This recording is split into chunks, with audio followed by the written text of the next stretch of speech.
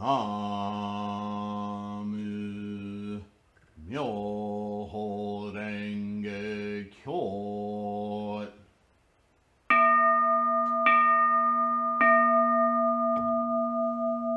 나무 묘호랭개교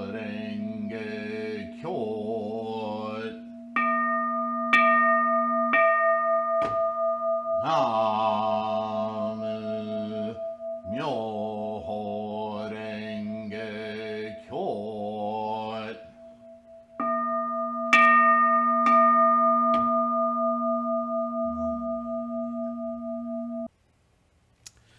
Hi everyone, Namo Myoho Renge Kyo. I hope this finds you well and safe. And wouldn't you know, I feel a sneeze coming on. Spring, it's lovely. All right, well, we have a few more translations of Gosho's included with Dr. Jacqueline Stone's 90s dissertation.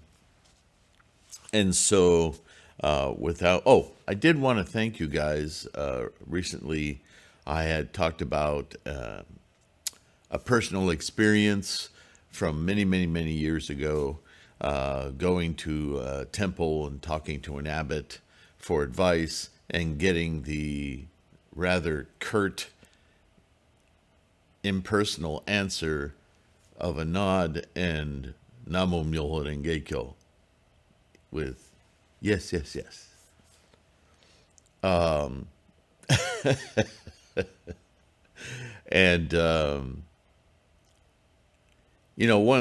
one of the core, if not maybe the core motivator for me starting this channel and my website for that matter before this channel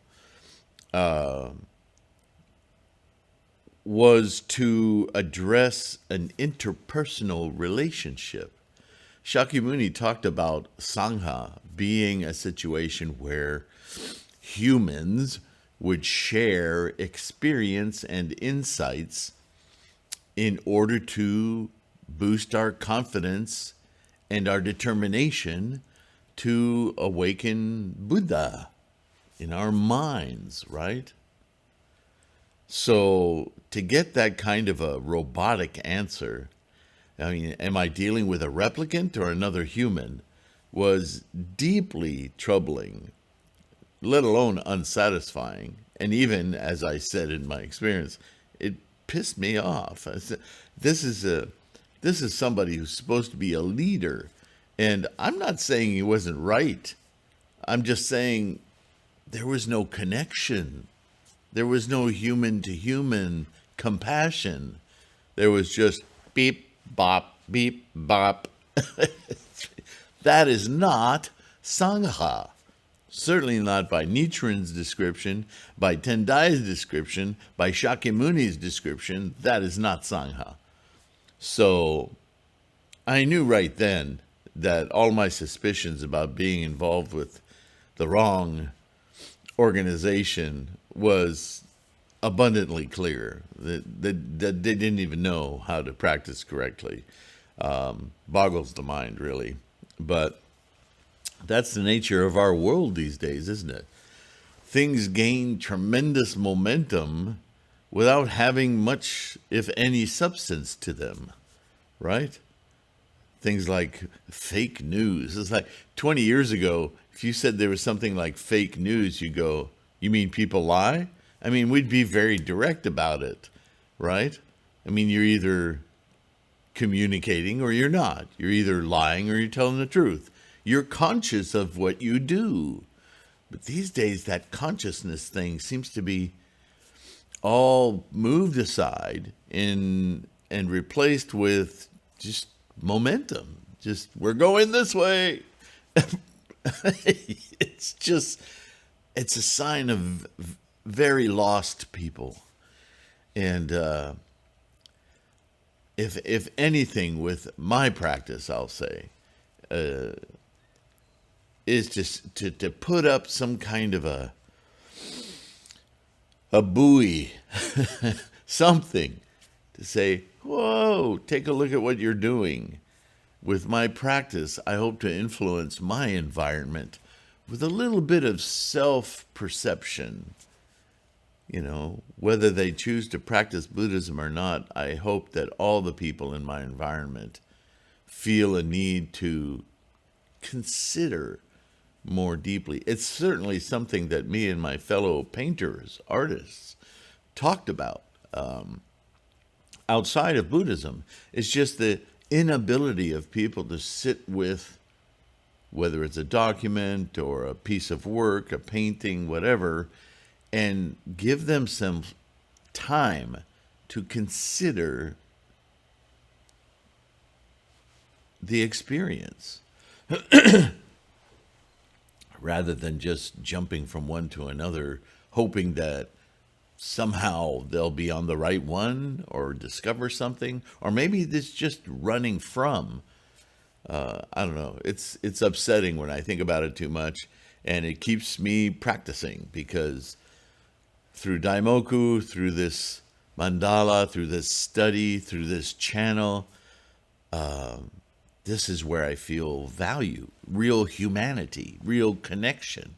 It's ironic because I'm talking to a camera right now, but I have a deep sense of your being there and your comments, your emails, lately just responding to that little story and how you all have something you can relate to it. Once again, I'm deeply grateful and appreciate your communications because it lets me feel human and connected. So really, really deeply, thank you. Okay? So let's get to work. We're going to read, and I think I may have read from this already, but I'm going to read through the entirety of this Gosho. The Ten Suchnesses. And just as a reminder, this is that part of Gongyo when we've done the Hoben chapter, and at the end of the Hoben chapter, we list the 10 Suchnesses, right? Nyoze-in, Nyoze-en, Nyoze-kan, Nyoze-ho, on and on. All right. Our own person, Nichiren writes, is the Tathagata of original enlightenment who possesses the three bodies in one. So that's the first statement right off the bat. You and I and all sentient beings, whether they know it or not, right? This is why we classify ourselves as practicing Myoho Renge-kyo, practicing enlightenment and awakening, or not, being completely unaware.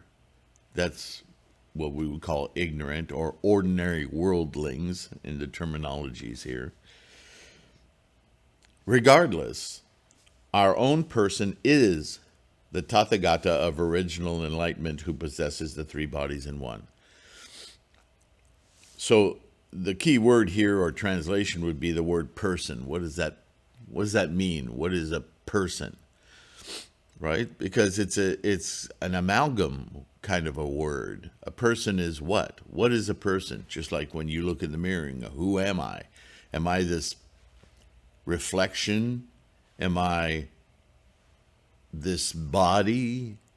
Am I this behavior? Am I this thinking? Right. All of that is all, as we know, constructed from karma. And we're an expression of that karma, albeit we can experience and see and witness that karma in action, in momentum, energy plus work plus action, right?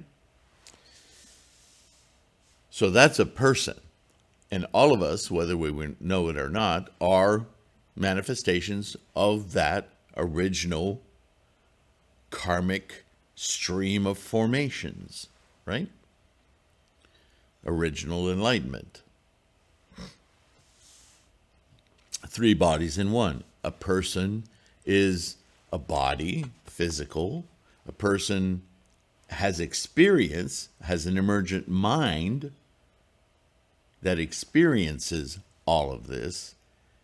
And the reward body is experiencing that experience of this body moving through time, developing, experiencing, remembering, forgetting, all of it, right? So we are the three bodies in one. And when we chant and we attain our Buddha mind, we attain the bodies, the three bodies of Buddha, because the three bodies of Buddha are no other than our samsaric self, albeit through the enlightenment of an awakened mind. All of that in one sentence. He continues, the present Lotus Sutra explains this in this passage. So this is from the Lotus Sutra. ... The suchness of their characteristics, the suchness of their nature, the suchness of their essence, the suchness of their power, the suchness of their activity, the suchness of their causes, the suchness of their conditions, the suchness of their effects, the suchness of their recompense or reward, and the suchness of their ultimate equality from beginning to end. That is, Nyose Sho, Nyose So, Nyose Yin, Nyose En, Nyose Ka, Nyose. That's what that says. So Nichiren continues, first, quote, the suchness of their characteristics, end quote, refers to the characteristics that appear in the color and form of our body. That's a suchness. A suchness being a manifestation of a certain range of potential from the karmic formations that lead to this. Make sense? This is also referred to as the manifested body Tathagata. Sure, right? That's the whole equation in one short form. Emancipation and the truth of provisional existence. So this short statement is telling you this is what's embodied in all the teachings of Shakyamuni, in all the teachings of Buddhism, has been to understand this simple thing. Now, we're far more evolved, and Shakyamuni knew the day would come with bodhisattvas of the earth, you and I, emerging from the future, from the earth. We would be capable of reading this and getting that entire meaning. The people of his day, not so much. This is why there are varied levels of teachings, right? Next, the suchness of their nature, quote unquote, he's taking on the next suchness, refers to the nature of our mind. This is also called the recompense body Tathagata, prajna, and the truth of emptiness.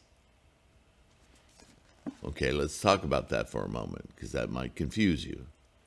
So, the suchness of our nature, we're not talking about the nature of all those nature films you've watched underwater and on the Serengeti plain, and of insects and greenery. And, we think of nature as processes of the earth, really.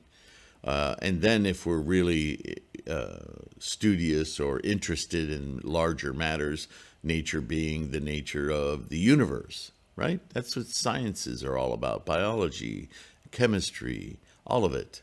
It's about nature, right? And how does nature work? How did it get here? Well, as Buddhists, we understand that it all starts with energy and formations, right?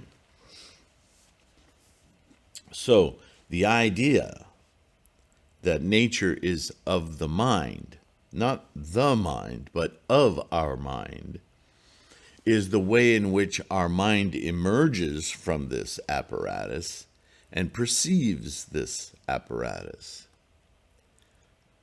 And so he uses the next word, prajna, being the perfection of wisdom, the understanding that the mind is the perceiver of this momentum that is the reward body, the physicality, from which the mind emerges.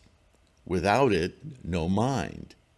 So there's an intimate relationship, and that relationship is the nature of our specific potentials. Our mind, your mind, my mind, right? All minds, all capable of perceiving Buddha, and yet subtle differences of encounter, of momentum, of perceiving samsara and Buddha, right? And the truth of emptiness. Quite simply, the mind is not something we can wrap our hands around. The mind is deeply personal and deeply vast at the same time. It's not something that can be held. It is only something that can be perceived, experienced, right? Held only in mind. Again, the body, deeply personal, but the body also the entire universe, without which this would not be. Mind is like this.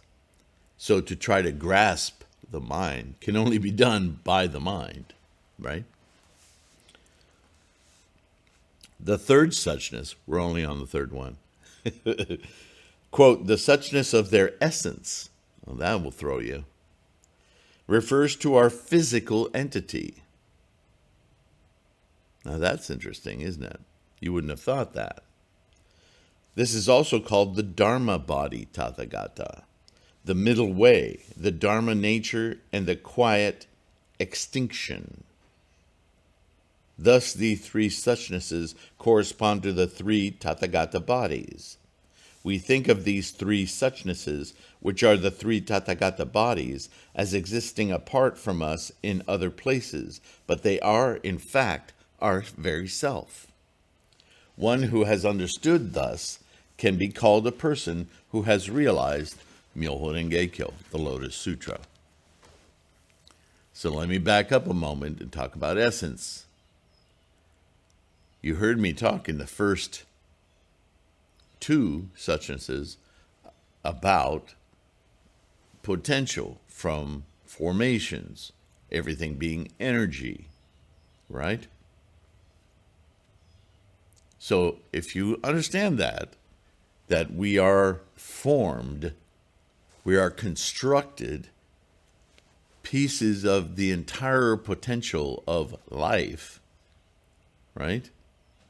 Then you can understand that the realization of this, you and me, that we can have a mind that perceives the true nature of everything. Well, yeah, of course, that's the Dharma body.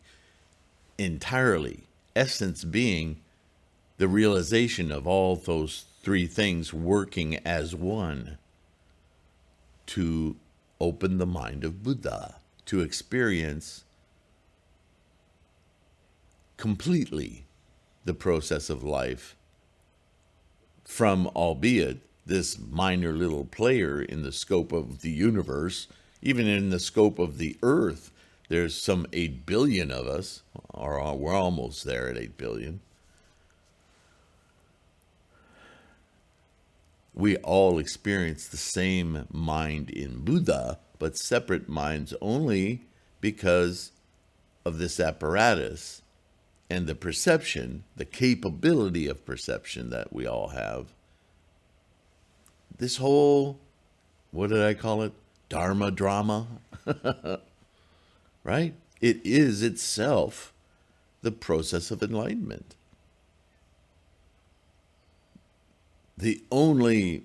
we have to flip the switch in our minds to see, experience, witness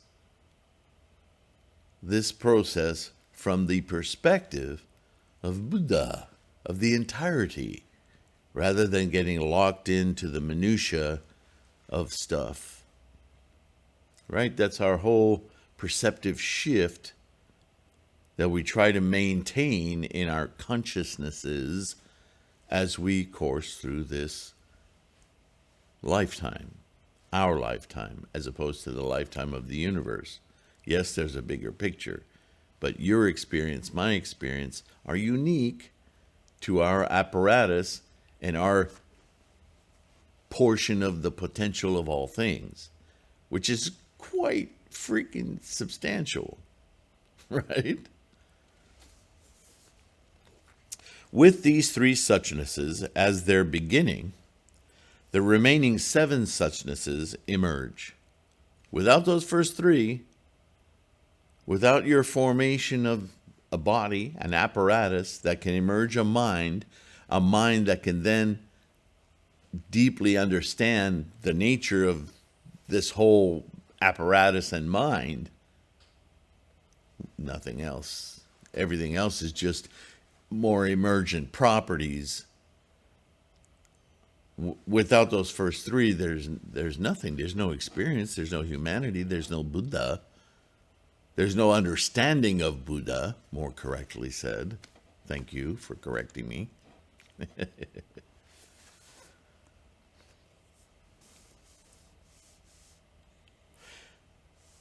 These 10 suchnesses, in turn, form the 100 realms.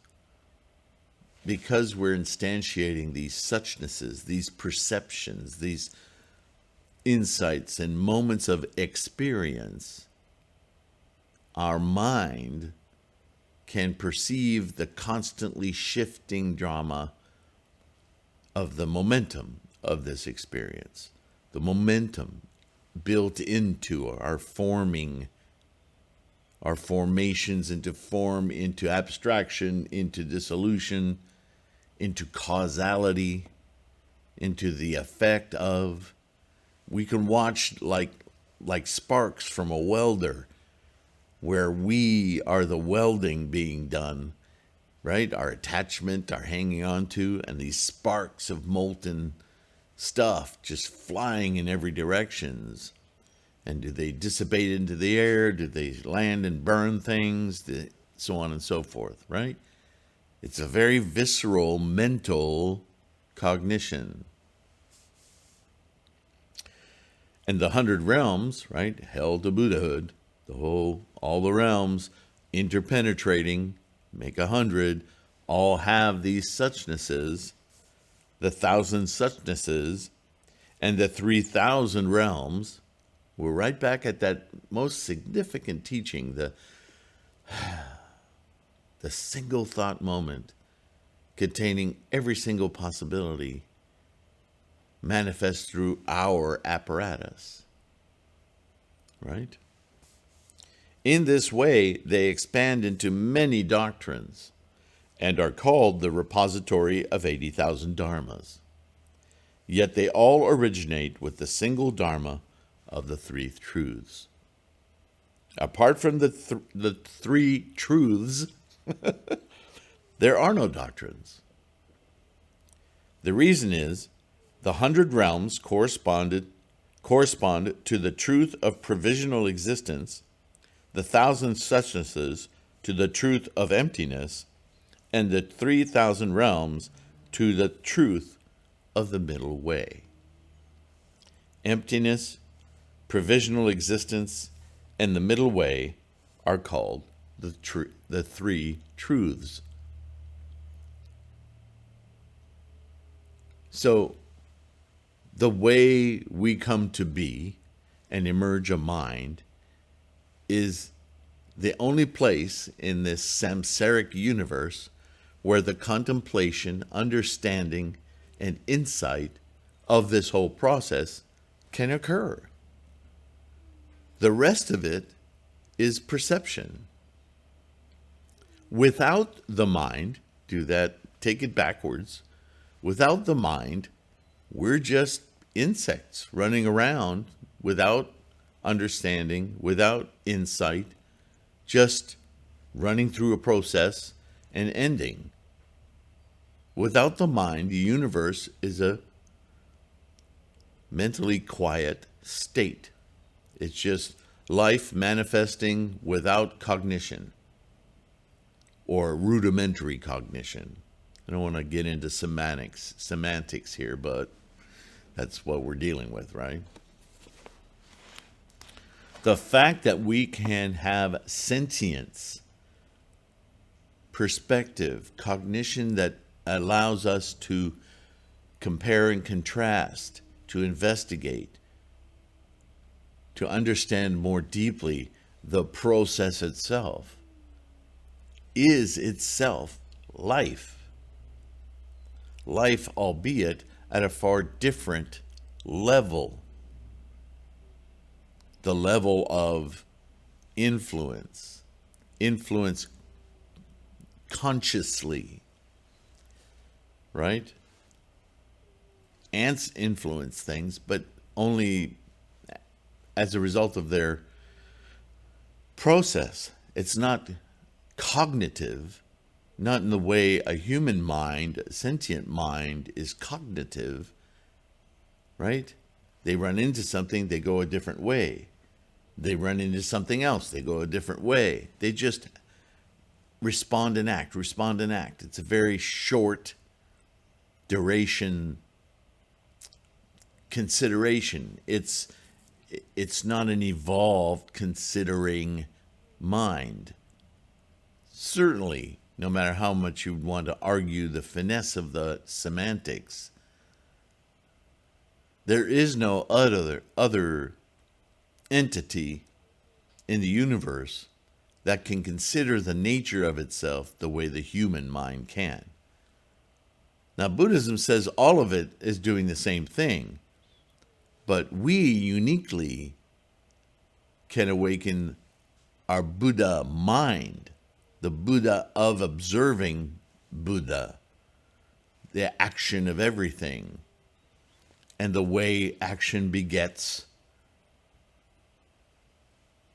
the next thing, the next action, formations, resulting in form that then dissolve, and resulting again and again and again, moment,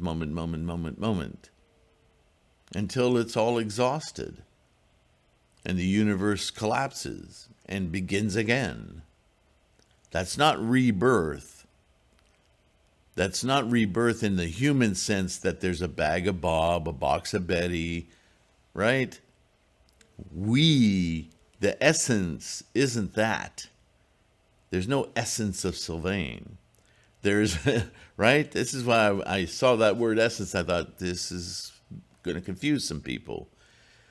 That essence of Sylvain, that's something we hang on to because we cling to this experience. We want this to be forever. We want this to be mine. We're so worried about losing it that we claim it as our own. But we're just another expression of potential. There's no sense in being vain about it. I don't mean Sylvain. I know the name is a little weird.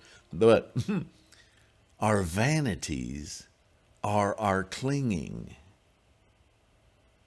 With the Buddha mind, we can understand ourselves as part and parcel of a massive process of instantiation of potential. And all of us are slightly different. Although, looking at each other, there's only two types of sex. Male, female. And we can wrestle with that all day long, but ultimately, that's not much difference. Truly. And, that can be the subject of argumentation too. But from the big picture, we're a sentient manifestation. A manifestation of energies, formations, and form, working together as a magnificently complex apparatus that from which a mind of perception, of seeing it happening, emerges and can be critical of it, can influence it. That's not only unique, but such a tiny percentage of this whole universe. This is why it's so precious. That's the essence. The essence is Buddha. The essence is the process. The essence is this huge manifestation of energy declaring itself in various innumerable forms, albeit one of those forms a sentient being. Wow. That's so much larger than bag of Betty and box of Juanita. I don't want to be accused of just being a white supremacist. Okay. Again, anytime you try to whittle down this huge process into a specific entity, you're in danger of being very cut off from the amazing nature of life that is so ephemeral and so temporary that you miss the whole thing. This is why we suffer. This is why we stress. I keep saying this. This is why we fear death. You're going through birth and death every single moment. What point is there in being afraid of it? Dive into it. Look. Death is nothing other than a moment, followed by a birth, while we're in this state. So celebrate every moment. And when the moments are done and this body just goes extinct, its process is no longer working, the mind just goes out. There's no mind to emerge if there's no body to support it. So if you want to think of this life as precious, not by fearing death, but by capitalizing on every single moment of consciousnesses, then awaken Buddha and feel and be conscious of everything. That's a life well lived, right? We don't have to go on every day with a measure of misery and a measure of depression and a measure of worry and right? That's just in the way. Look at the Buddha of life. Look at the magnificence of it. And let that perception just explode the worry, explode the anxiety, explode the sorrow. And just accept those things as part of the process. Wow, that was really impinging on my happiness yesterday. That's amazing how that happens. Not today. I know it sounds simplistic, but truly, human beings, spend a tremendous amount of energy being sad, questioning every moment of happiness we experience. We're taught culturally that somehow we're doing something wrong, that somehow if we're happy, we're taking it away from something else, someone else. That's some really screwed up thinking. In Buddhism, the goal to start, Siddhartha Gautama, the story of the prince who leaves the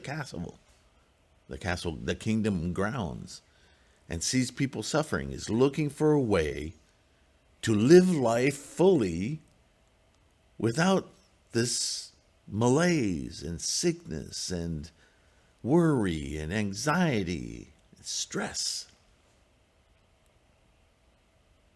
That's the whole goal of Buddhism. It's not mystical. It's an alteration of perception. Right?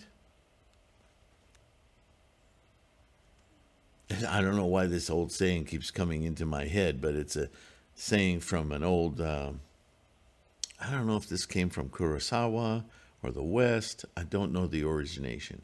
But it's something about incarceration. And the person being interviewed who's incarcerated is joyful. And the interviewer doesn't understand, how can you be joyful? And he said, well, they can imprison my body, but they can't imprison my mind. Which is this very, I can't think of the word, revealing thought, revolutionary thought, that life, as we think of it in physical form, is really a mental experience.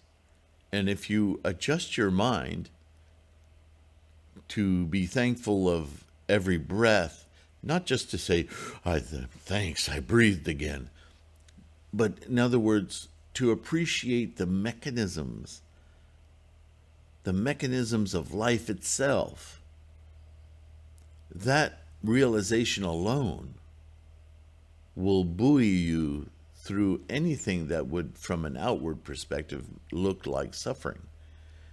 Suffering is a choice, in other words.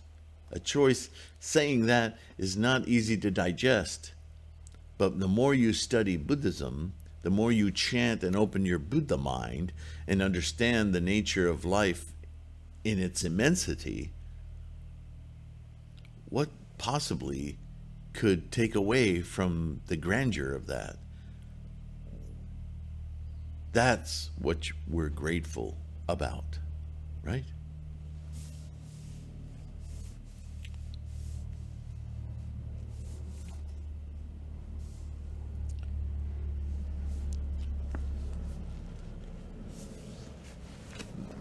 So let's continue. Nichiren says, this being the case, the three truths, I'm going to wrestle with this all the way through, sorry. The three truths of the first three Suchnesses and the three truths of the next seven Suchnesses are the same three truths. I feel like Nichiren is snickering at me. Thus, the beginning and end and the principle within ourselves are but a single thing. Put it in far fewer words than I did. Because this is inconceivable, it's very hard to conceive of, the Buddha expounded that the beginning and the end are ultimately equal. It was a honmaku kyoto, consistency from beginning to end. From energy back to energy. Formations, karma, energy plus work, actions. The universe, you and me in it. Decay and dissolution. No more form, no more formations, no mind, just energy. We're just a tiny little moment in that cycle. And everything within it has the same cycle. So from the most minute to the most massive, the process is the same. The process of life. The process identified for us to connect with Myoho Renge Kyo. That's why it's called a law. It's not because you can violate it. You can, words. It's not because you can argue the law. A law is an immutable thing. You can offend the law, you can break the law, but there are consequences to that. The law of life, all instantiation, all formation from energy is the process Myoho Renge Kyo. This is why when we invoke it, just when I invoke your name, you come to attention. You respond. Call, response, call, response. That's the constant cycle of life. So when we go to our mandala and we call Myoho Renge Kyo, Namu Myoho Renge Kyo, the response is Buddha. This response is, I'm here. All of life, right here, right now, moment. Call, response, call, response. That's why we sing Namo Myoho Renge Kyo.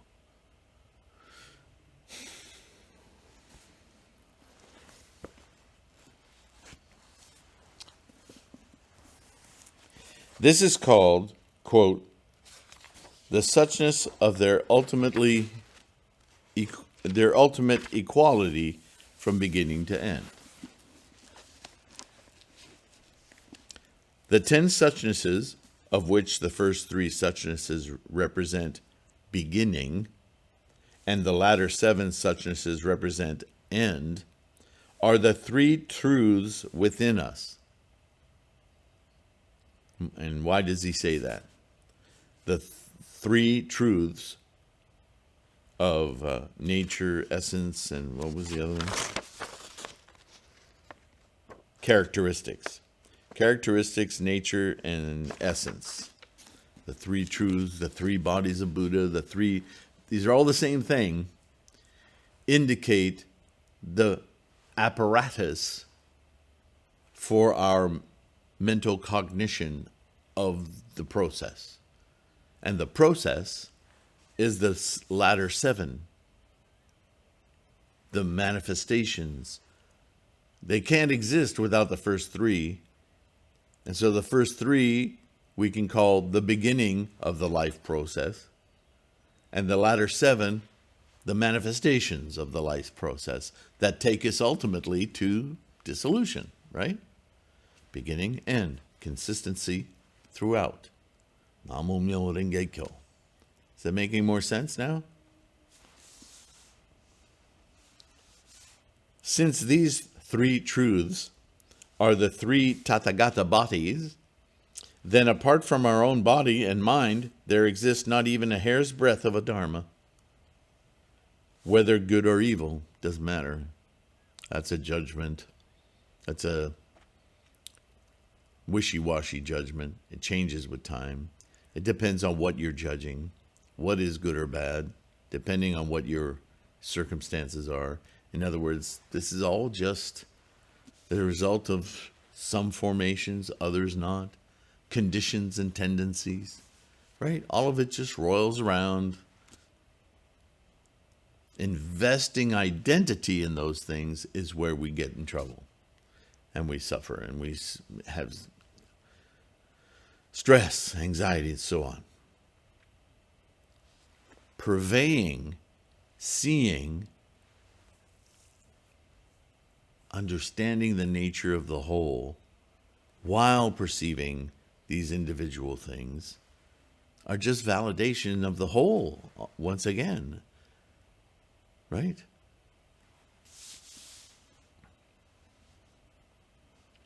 This being the case, we ourselves are at once the Tathagata of original enlightenment, possessing the 3 bodies in one.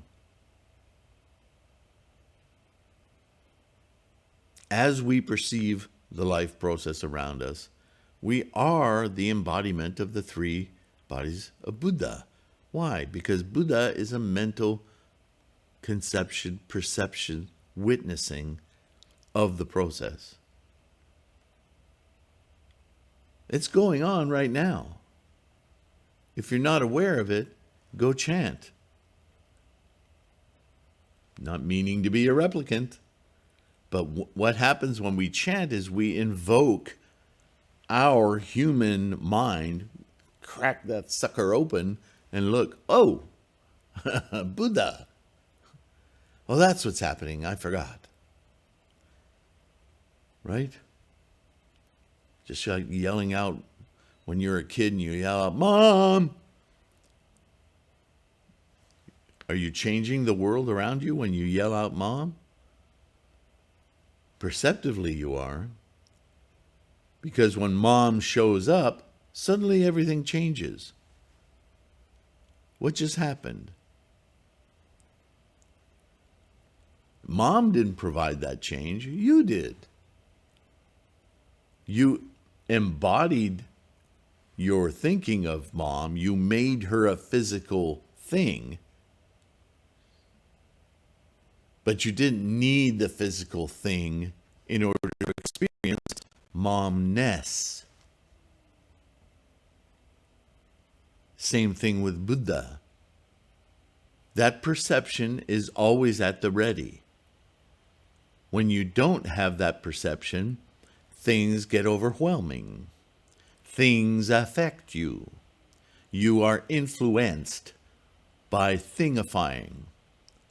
And then when you chant Buddha, Namu Myoho Renge Kyo, the law, the truth of this entire process, Myoho Renge Kyo, everything changes because your perception changes. You move from human suffering mind to Buddha understanding, seeing the bigger picture mind. And that's always settling. That's always calming.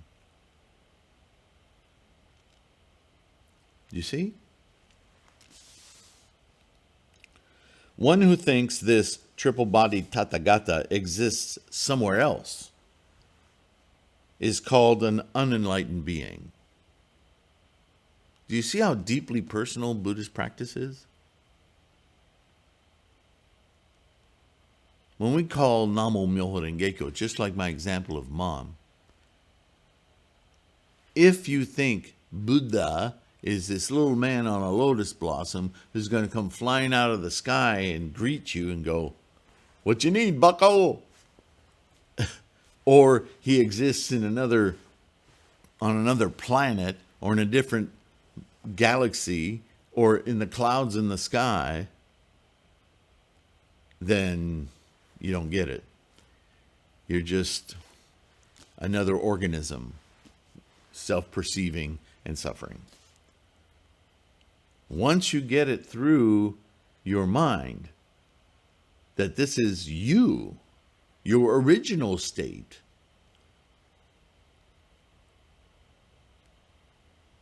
that your Buddha mind is always accessible to you, your Buddha mind of clearly understanding, clearly perceiving, clearly then appreciating the merit, the worth, the relative worth of experiencing this process. Then all the stress just falls away.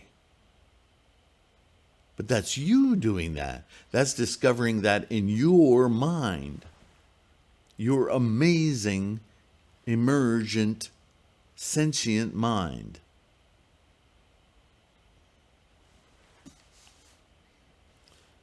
Deluded, an ordinary person, while one who has understood it in terms of oneself is called a Tathagata.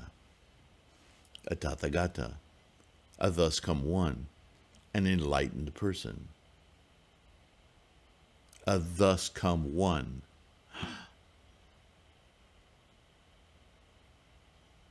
A thus come one does not mean, boop, I'm a Buddha. A thus come one is a structural apparatus with mind that when perceiving the process of life correctly doesn't identify as separated from one's environment. In that moment of clarity, everything in the universe becomes an expression of one's experience. One. There's the oneness. That's why it's not stressful anymore. Because there's nothing coming at you or going away from you. There's no gaining and there's no losing. There is just experiencing all together.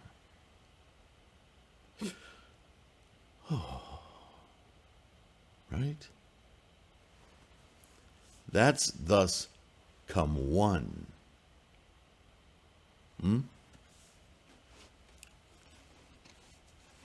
Where are we time-wise?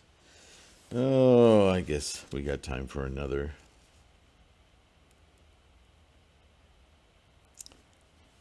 While one who has understood it in terms of oneself is called a Tathagata, awakened, a sage, a wise person. There's that word person again, which is just a samsaric word indicating Tathagata. But an unenlightened one is not a Tathagata. An enlightened one is a Tathagata. That's your option. Turn the switch on or turn the switch off. Light on, light off. When we awaken to and clearly observe the matter in this way, then our own person will directly within this lifetime, this moment, manifest the Tathagata of original enlightenment. This is called attaining Buddhahood in this very body. We've heard that sentence a few times, haven't we? On that note, we're going to pause, and I think, yeah, it's not that long. One more video, and we'll have this one covered. It's amazing how dense the information is in these things. That's why I've said in the past, sometimes you read a Gosho or a sutra, and you come across a word, a term, a sentence that you know, man, there's a lot going on in this sentence, and I tend to just gloss over it. But today, I want to know what's encapsulated in this. And you can Google it. You can do a deep dive on each term, combine them different ways. Be careful where you're extracting information, because Google will take you anywhere you want to go, pretty much, or restrict you from places you can go. So always question the source. But then you bring that perceptive knowledge back to your study, and suddenly things take on a different shape, a different form, a different enlightenment, right? So study. It's really important. Is the more we feel, again, human beings, we need to feel connection, right? The more connected we are to our study, to our practice, to our Myoho Renge Kyo, when we take that with conviction to our mandala, Namu Myoho Renge Kyo. Yes, all of that stuff drops away when we really focus on mandala, on our Gohonzon mind, right? But the conviction that we approach it with is everything. And this is what study helps. This is what these talks are about. It's making you and I feel more confident that, that makes so much sense. That's real. I want to experience that right freaking now. Namu Myoho Renge Kyo. And man, you fuse with that mandala. The mandala as a mirror, you fuse with your Gohonzon, your opening crack of human mind that's going to Buddha, right? You fuse with it rather quickly. And time flies. You can chant for hours because it's really nice to be in there.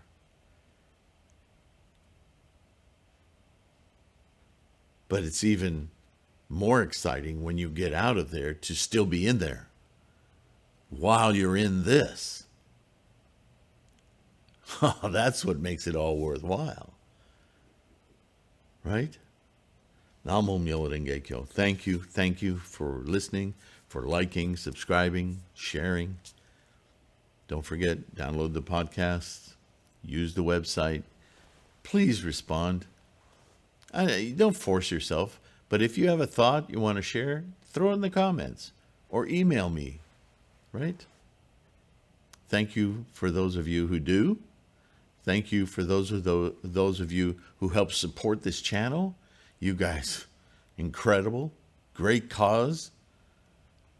As long as we continue to provide useful information, we as a Sangha are very important in the world.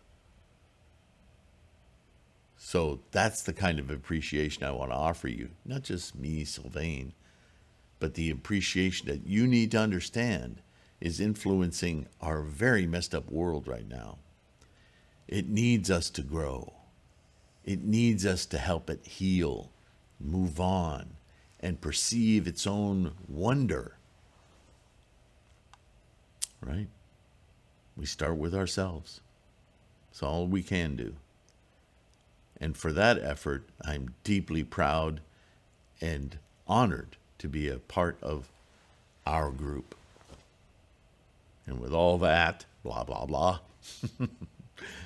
thank you again, and I will see you in the next one. Bye for now.